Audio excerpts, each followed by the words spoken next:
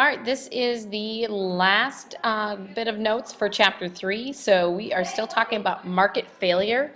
If you remember from notes already, we have talked about the public goods as a market failure with the idea of a pure market system. Public goods would not be provided because it's not profitable for a private company to do so. So as a result, the government has to step in and provide those to people, which makes it not a pure market system anymore and is a modified free enterprise economy or a mixed economy. So that was the first type of market failure that we already talked about.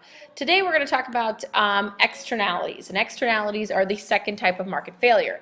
And externalities are a side effect of a transaction that affects somebody other than the producer or consumer. So you can think of it as like an innocent bystander being affected by something that is going on around them. For example, we can talk about the externalities involved with alcohol consumption. So imagine, if you will, somebody going out to the bars and having a few drinks, and they're leaving the bar, and maybe they're slightly tipsy, maybe they're just all and out, falling down drunk, but they get in their car. Not a good idea, but they do it anyways. They get in their car, they think they're fine, they go and attempt to drive home, and they get in an accident. Now, we'll say that the other person in the other car is fine physically, it's just their car that's injured. But that's an externality, because that is going to be the person that they hit was not involved in the transaction of buying the alcohol. They didn't buy alcohol, they didn't sell them the alcohol, but yet they have a negative side effect of somebody going and purchasing alcohol. That's the externality. Matter of fact, that's what we call a negative externality. Negative externalities where they're going to impose a cost on someone involved in an economic activity. So negative externalities are going to impose a cost on someone. Another example, if you think about pollution, if you have ever driven through Gary, Indiana, unfortunately, is a negative. There's a lot of negative externalities. I talk to people who've driven through Gary and say, oh, I hate driving through Gary. It smells, it looks bad, I just want to get through there as fast as possible. That's a negative externality. Not all the people that live in Gary, or obviously the people that drive through Gary, work for the factories that are actually producing all of this pollution, and yet we have the side effect of that we unfortunately have to go through it. So what does the government do about negative externalities?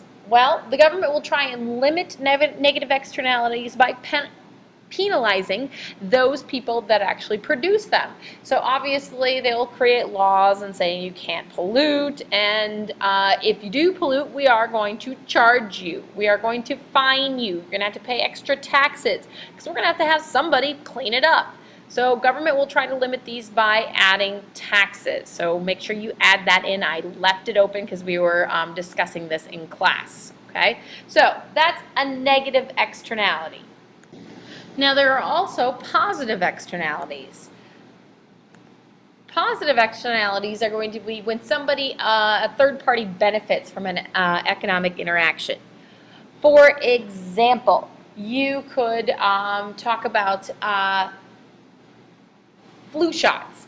Okay? If you talk about the people that get flu shots, there are a number of people that will get flu shots, but not everybody will get flu shots. However, those of us that don't get flu shots, I am included, I generally don't get flu shots just because I don't usually get sick. Okay? I have gotten them occasionally, but I don't usually get sick. So how do I benefit from you all getting a flu shot? Well, if you all are getting a flu shot, that means that you are less likely to spread the flu to me. So I get the benefit of your flu shot even though I never got a shot. Okay? That'd be a positive externality. Now, what does the government try to do to encourage these? Because these are good things. Well, they are going to offer things called subsidies. Subsidies are when there's a government payment to encourage an economic activity. Well, in the case of flu shots, the government will oftentimes subsidize or bring down the cost of the flu shot. So for a lot of people, the flu shot may be free or it may be reduced cost to try and encourage more people to get the flu shot. That way, you have more people out there that have built up this medicine to the flu shot, so you have it less likely to spread throughout your community. So a couple other examples. I have an example of negative externality that says, warning, fish contaminated, do not eat. Again, another pollutant, okay? Negative externality because I, who want to go and fish there and eat that fish, I'm not able to do that, and I'm affected by the unfortunate company that is polluting the river or the lake. This one is really sad. I found it and I decided that I had to put it on there. Another negative externality, it says, please do not throw your cigarette butts on the ground. The peacocks are getting cancer. Very sad. I'm assuming this is at a zoo. Again, obviously the peacocks are not involved in cigarette production. They're not buying cigarettes, and yet they are negatively affected by the cigarettes. Positive externality, this is a comic strip, and it's an older couple, and the older lady says, have you noticed that every yard on this street has Christmas decorations except ours? She says, everywhere you look, there are lights, reindeers, Santas, candy canes, wise men. Ours is the only dark spot on a street ablaze with Christmas spirit. And the old guy says, yeah, it's fantastic. They do all the work and we get to enjoy it. It's a great arrangement, isn't it? Positive externality. Their neighbors go and put up all the Christmas decorations. They do nothing, and yet they get to benefit and enjoy the Christmas decorations. And then obviously, like I said, the flu shot, where you have people that don't get it, and yet they get the benefit of being exposed to less flu. All right, so that's externality. So that's our second way markets can fail. Our third way markets can fail is what we call talking about market economies, and we talked about how in a pure market system, people are really not taken care of, and you're really much on your own. So that's a way a market can fail, is that there's no protection for you. But in a mixed economy or modified free enterprise economy, you have what they call a safety net.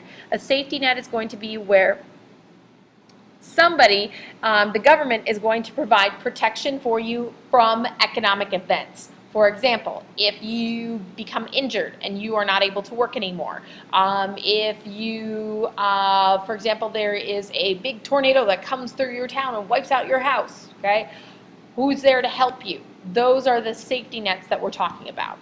So we can talk about a couple of different safety nets. We can talk about transfer payments, and transfer payments generally is when you move money from one individual to another, and the receiver is not doing anything to basically earn that money. So we have lots of private transfer payments. This would be an example of when your grandma and grandpa send you money for your birthday. That's a transfer payment. When your great uncle dies and leaves you money, that's a transfer payment. Okay, those are private transfer payments because they're between private individuals. Now we also have public transfer payments. Public transfer payments are going to be when the government takes the money from taxpayers and then they're going to give it to other people. Now, obviously, with this situation, they're trying to provide that safety net for people. And so, as you can see of my pictures that I forgot to animate, the examples include, for example, Social Security. Okay, they will take money from those people that are working now and give it to retirees. Another example would include welfare. Okay, this is the pie chart looking at all the reasons people go on welfare, which, by the way, is not just people being lazy. I'm not saying that there aren't people like that, but there are many people that are not like that on welfare. The red portion is telling you that they are on welfare because of a divorce or a separation. The blue is because they had an out-of-wedlock child, meaning that they did not have two parents to be able to support that child, and so that's a big strain on their finances. The yellow is an earnings fall, so if they, for example, go and lose their job and they have to get a new job and it doesn't pay as much, or for whatever reason their current job is going to pay them less. And then green is going to be an other category. So there are a lot of reasons people go on welfare. We'll talk about more of that later. And then lastly, another example would be unemployment.